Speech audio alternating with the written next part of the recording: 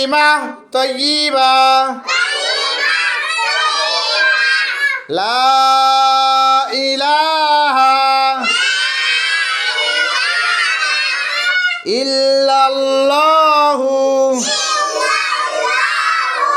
মুহাম্মাদুর রাসূলুল্লাহ।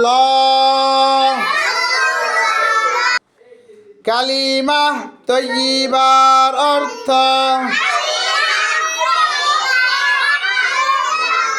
আল্লাহু তাআলা ব্যতীত ইবাদতের উপযুক্ত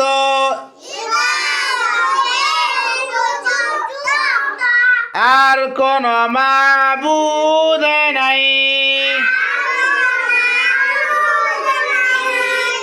হযরত মুহাম্মদ মুস্তাফা